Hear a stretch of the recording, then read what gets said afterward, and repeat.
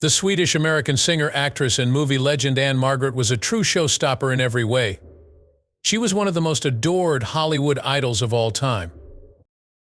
The actress was as private about her romances as she was about her celebrity status, which made her all the more charismatic. Now, at the age of 83, Ann-Margret confirms what everyone thought about Elvis following this incident. What happened between Ann-Margret and the rumor that followed her about like a shadow? Let's go back to the beginning. The Swedish village of Valsjöben, where Ann-Margret Olsen was born on April 28, 1941, was renowned for its lumberjacking and farming businesses. Her mother was born to Anna Regina and Carl Gustav Olsen. Her father came to the United States first, but he came back to marry her in 1937. At the time that her father intended to take his family out of Norway, the Germans were just beginning their invasion.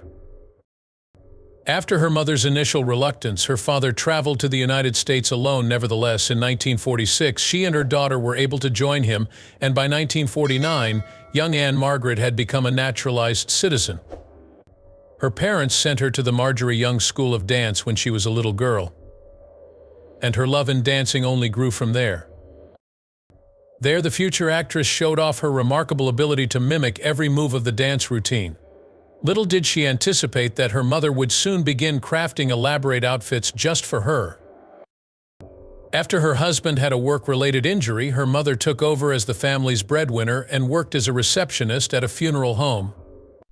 Ann-Margret's abilities were steadily improving, and before long she was appearing on several programs, including Don McNeil's Breakfast Club and Ted Max's Amateur Hour.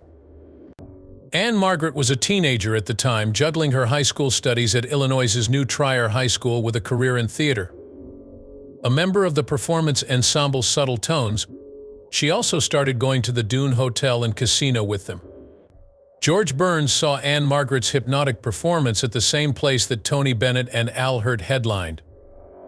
While Ann-Margret was a little girl, she hoped to be a part of George Burns' yearly holiday show. Everything else is history. Her soft shoe act was sufficient to land her an appearance on Burns' show, where she proceeded to wow him with her overall abilities. After that, little Ann-Margret started her career in show business with the fact that Ann-Margret would become famous was obvious. It seems like she could be one. Published that same year, Here She Is, Ann-Margret garnered a Grammy nomination for Best New Artist, and Ann-Margret began recording for RCA Victor that year with the single Lost Love. That same year, she also published her debut album. George Burns wrote her debut album and said the singer's charisma shone through right away as she took her first steps onto the platform during her talent show audition. According to Burns, the crowd was captivated by her composure and attractiveness even before she spoke a word. After that, she started singing and everyone was spellbound. That blend of beauty and talent is hard to top. Her record label attempted to market Ann-Margret as a female Elvis due to her distinctive vocal style, a throaty contralto which is reminiscent of a King song, at Heartbreak. These two artists' friendship would be the topic of conversation for years to come, but they had no idea. Returning to Ann-Margret's musical career, the breakout star kept putting out music, but 1964's Beauty and the Beard was the only album of hers to reach the charts. Although her tenure with RCA Victor was brief, it ended abruptly when the label did it was sufficient to launch her career.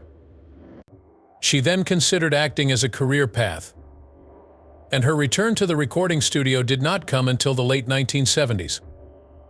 Ann-Margret finally broke through to the dance music charts with her 1979 single Love Rush.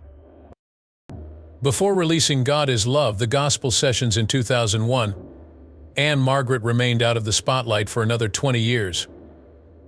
She was nominated for a Dove Award and a Grammy for this album. Since she published two further CDs in 2004, Ann-Margret's Christmas Carol collection and God Is Love, the Gospel Session 220111, her album release intervals are significantly shorter.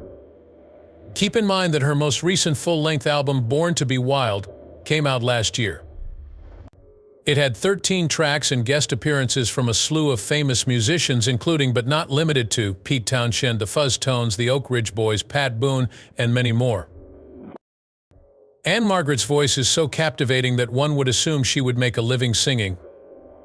However, she discovered worldwide fame after making her cinematic debut, and would you believe it, she even received an award for her debut film. To find out, you'll have to keep watching. Ann-Margret was juggling multiple projects at once, including recording at RCA Victor, and this screen test was the key that unlocked many doors for the vocalist. Let me tell you about the day in 1961 when the would-be actress was invited to come in for a screen test at 20th Century Fox's studio. Ann-Margret won a 7-year contract on the spot after she absolutely blew them away. Along with Christine Kaufman and Jane Fonda, she won a Golden Globe for Best New Actress for her portrayal in Pocketful of Miracles, a film adaptation of Lady for a Day. What else is there to be said? Both the crowd and the judges thought she did an amazing job. In the subsequent year, Ann-Margret was a part of yet another remake, but this time alongside Pat Boone and Bobby Darin, she had the opportunity to showcase her singing abilities in the musical State Fair. The higher-ups in the production saw Ann-Margret's audition for the part of the good girl Margie and decided she was too attractive. As a result, they cast her as Emily. Villainous girl. After some time had passed, she wrote a memoir in which she explained how these two women mirrored her own character traits. Emily, who channeled her sensuous side and gave exciting performances when filmed, and Margie, who embodied her quiet and restrained demeanor offstage. Although she became famous for her role as Kim in the 1963 musical rom-com By Birdie, her exposure to these two films was far greater. Even after all these years, many people still think highly of By Birdie. This is not surprising given that the picture's debut at Radio City Music Hall was the highest-grossing first-week film the institution had ever recorded.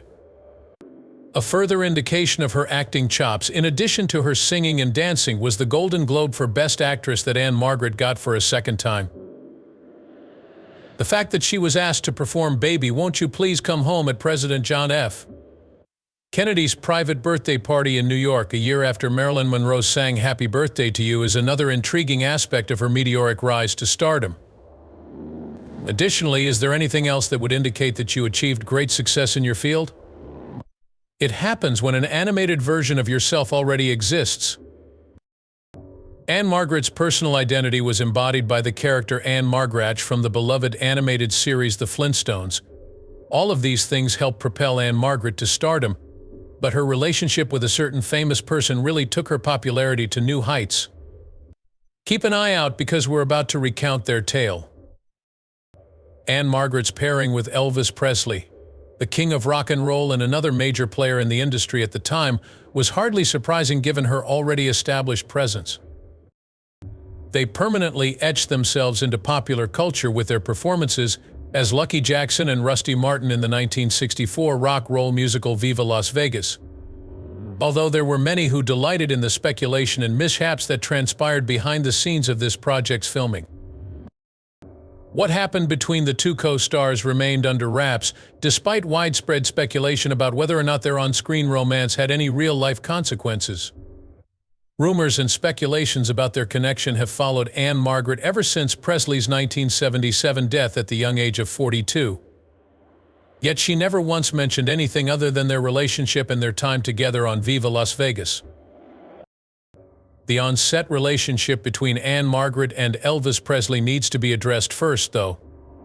Presley was already committed to Priscilla Presley, whom he met in Germany, when they both appeared in Viva Las Vegas. The way they would flirt and joke about on site when the cameras weren't rolling made it clear that they were dating. The actress loved to refer to the king as EPB, but he went by Thumper whenever she mentioned Graceland. Their close relationship sprang from the many things they enjoyed doing together. Their affair quickly became explosive. In Graceland, Priscilla sat alone and read the papers about the rumors. Ann-Margret eventually admitted in her memoir from 1994, Ann-Margret, My Story, that she had a short affair with Elvis while they were making the movie. Unfortunately, things came to a sudden stop when the king suspected that his co-star was informing the media about their impending marriage. She goes on to say that he was pushed into marrying Priscilla by both the public and his manager. Until the king's death in 1977, the two remained close friends notwithstanding their split. Their amicable relationship persisted. Rumor has it that Presley's feelings for her remained constant throughout their time together. The king was also forthright about the fact that following their breakup, he dutifully sent guitar-shaped floral arrangements to Ann-Margret's dressing area on each opening night in Las Vegas. He kept doing it and never failed to hit the mark.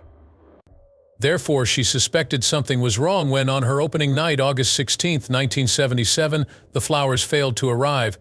She was informed of the singer's passing via a call from his Graceland residence.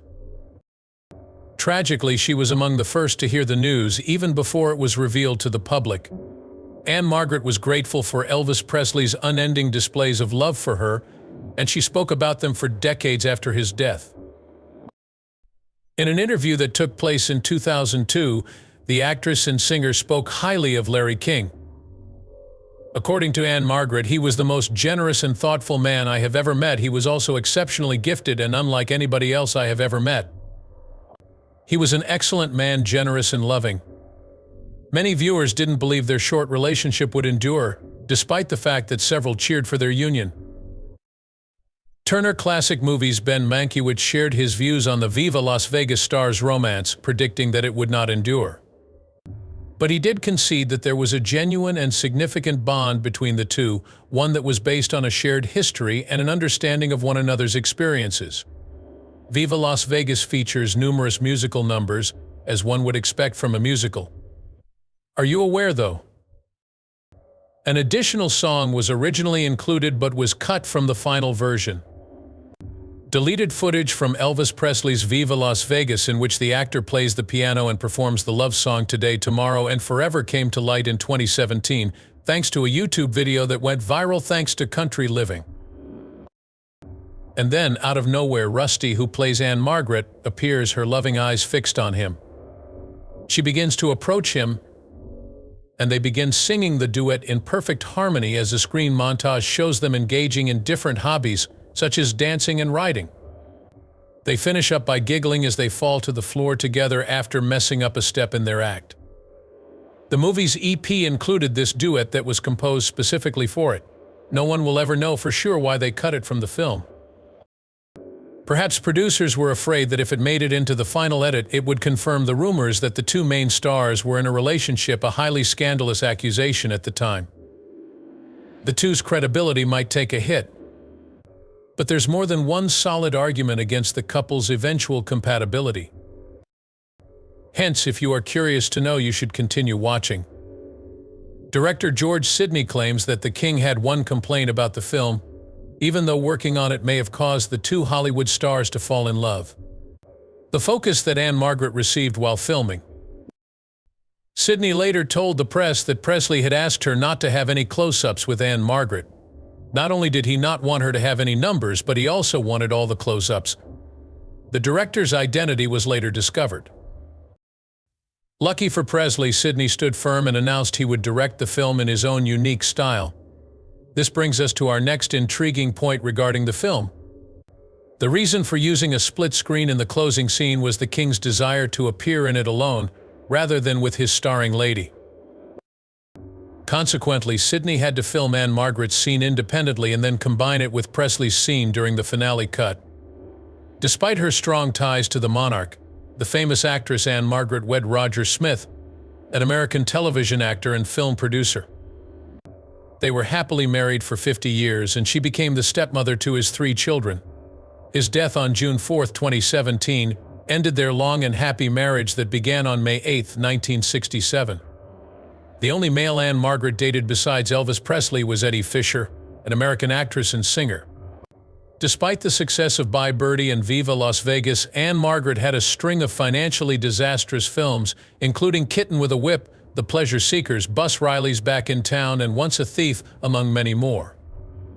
Thankfully, she returned to the big screen in 1965's American drama Cincinnati Kid, co-starring with Steve McQueen. Middle-Age Crazy was Ann-Margret's first foray into television films, which she began making in the early 1980s. A few other examples include Who Will Love My Children, The Return of the Soldier, and I Ought to Be in Pictures, all of which are trying to break out. During her acceptance speech at the Primetime Emmy Awards, Barbara Stanwyck praised Ann-Margret's performance in Who Will Love My Children and referred to her as a fantastic entertainer. 5 Golden Globes, 2 Grammys, 6 Emmys, a Screen Actors Guild Award, and 2 Oscar nominations were among Ann-Margret's many honors throughout her life. Films such as Carnal Knowledge, The Train Robbers, Grumpy Old Men, Any Given Sunday, The Breakup, and Going in Style have brought the actress fame, in addition to State Fair and Pocket Full of Miracles. Additionally, on May 14, 2022, the University of Nevada, Las Vegas conferred an honorary doctorate in humane letters upon Ann-Margret. The Swedish-American actress Ann-Margret is more busy than ever before, which defies the stereotype that she spends her 82nd year of life lounging around the house and caring for her plants. The actress recently said at the 25th Women's Image Awards that riding her Harley-Davidson helps keep her blood fresh. She continued to talk about how it's covered with flowers and how she prefers speed to drugs in an interview with People. "My dad was the one who first encouraged me to take up riding," she said. "He had a couple of motorcycles before he met my mother.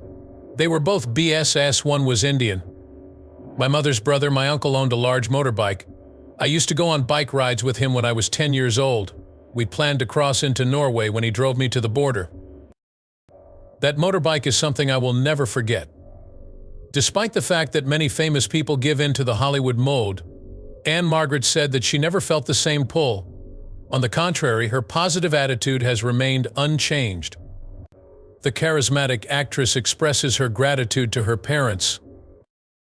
Plus, she isn't under the influence of drink or drugs. She insists that negativity has no place in her life and instead talks about love. Having said that, she will be forever indebted to her parents for the many admirable traits they gave her. Nothing ever gets under your skin. Living life to the fullest is just partaking in one's passions. For my part, I count my blessings every day.